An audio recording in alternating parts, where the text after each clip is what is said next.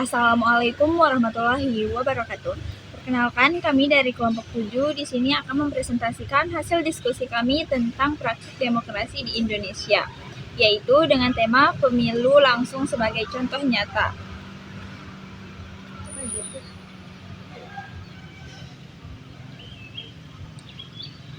Sebelumnya, perkenalkan saya Zaidah Rahima Putri. Saya Pidia Malia Putri. Dan saya Aura Permata Grasya. Nah, yang pertama kita akan membahas mengenai apa sih definisi dari pemilu itu sendiri. Pemilu merupakan sistem di mana rakyat secara langsung memilih presiden atau wakil presiden dan anggota legislatif tanpa perantaraan. Sistem ini mulai diterapkan dari sejak tahun 2004. Penyelenggaraannya dilakukan oleh KPU atau Komisi Pemilihan Umum dan diawasi oleh Bawaslu berdasarkan Undang-Undang tahun 1945 pasal 22E. Selanjutnya, sejarah singkat mengenai pemilu. Pemilu pertama Indonesia tahun 1955 dikenal paling jujur. Pada era Orde Baru yaitu 1971 sampai 1997, presiden tidak dipilih langsung melainkan ditentukan oleh DPR atau MPR. Setelah reformasi tahun 1998, pemilu 1999 menjadi awal kebebasan berpolitik. Pemilu langsung pertama untuk presiden digelar pada tahun 2004 dan puncaknya pemilu serentak di tahun 2024 menjadi yang terbesar dalam sejarah. Lalu setelah itu tahapan pemilihan langsung dimulai dari penetapan pemilih oleh KPU. Setelah itu penetapan calon presiden dan calon anggota legislatif.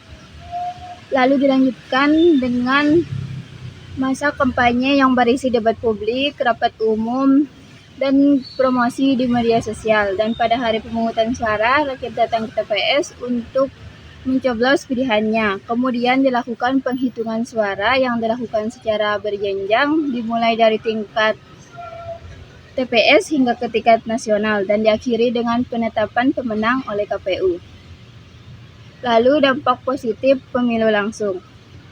Pemilu langsung membuat rakyat menjadi penentu utama dalam memilih pemimpin negara, sehingga posisi rakyat benar-benar berdaulat. Para pemimpin yang terpilih juga merasa lebih bertanggung jawab karena mereka sadar dipilih langsung oleh rakyat dan bisa diganti jika gagal. Partisipasi masyarakat dalam pemilu juga melonjak tinggi. Terbukti pada tahun 2024 lalu, partisipasi rakyat mencapai lebih dari 80%.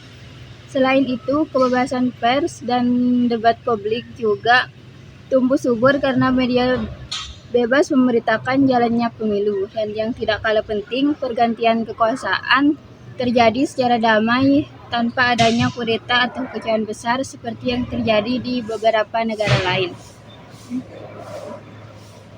Dan tantangan dan masalah pemilu langsung, politik uang masih menjadi masalah yang sangat serius hingga saat ini karena masih banyak caleg yang masih membagi-bagikan uang tunai, sembako, atau bantuan modal usaha kepada masyarakat untuk menarik suara rakyat.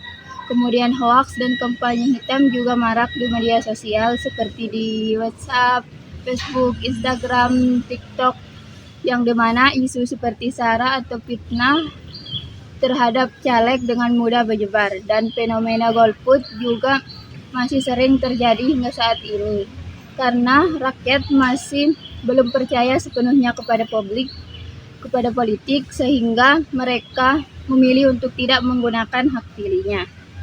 Dan yang paling meresahkan adalah polarisasi masyarakat yang dimana pendukung calon yang berbeda antara RT dan RW menjadi terpecah hingga memicu terjadinya konflik di antar lingkungan sekitar.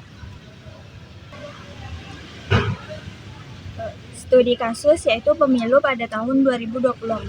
Pemilu 2024 itu menunjukkan antusiasme masyarakat itu cukup tinggi, terlihat dari partisipasinya yang mencapai 82%.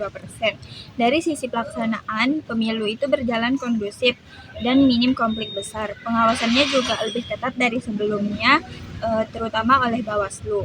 Namun, masih ada laporan konflik di mana yang terjadi masalah seperti banyaknya laporan politik uang, lebih dari 1.500 laporan. Isu dinasti politik yang menimbulkan perdebatan tentang keadilan dalam demokrasi. Hal ini juga menunjukkan bahwa kualitas demokrasi kita itu masih perlu diperbaiki, bukan hanya dari segi pelaksanaan, tetapi juga dari segi integritasnya. Solusi dari beberapa permasalahan tersebut yaitu yang pertama, memberikan sanksi berat seperti pencoretan caleg yang terbukti melakukan politik uang agar caleg selanjutnya itu tidak melakukan kesalahan yang sama lagi. Salah satu masalah terbesar dalam pemilu itu kan politik uang, karena itu hukumannya itu juga harus layak, benar-benar tegas supaya orang lain juga tidak takut untuk melakukan hal yang sama. Kemudian ada juga revisi undang-undang pemilu untuk membatasi praktik dinasti politik. Selanjutnya yaitu gelar literasi digital masif agar masyarakat bisa mengecek fakta sebelum menyebarkan informasi. Sekarang banyak hoax politik tersebar di media sosial, jadi masyarakat itu perlu mempunyai kemampuan dalam memilah informasi dan mengecek kebenarannya sebelum langsung percaya atau menyebarkan berita tersebut. Lalu, perkuat aturan netralisasi ASN, TNI, dan Polri. Dan yang terakhir itu memasukkan pendidikan politik ke kurikulum sekolah sejak dini. Pendidikan politik sejak dini itu juga sangat penting, bukan untuk mengajarkan anak memilih partai tertentu, tetapi supaya mereka itu bisa memahami nilai demokrasi, berpikir kritis, dan menjadi pemilih yang cerdas di masa depan.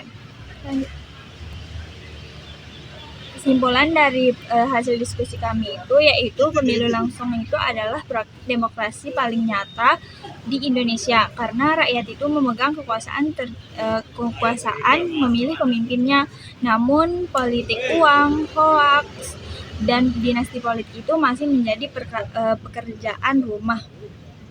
Generasi muda perlu berperan penting untuk membersihkan pemilu di masa depan dengan menjadi pemilih yang cerdas dan kritis. Sekian, wassalamualaikum warahmatullahi wabarakatuh.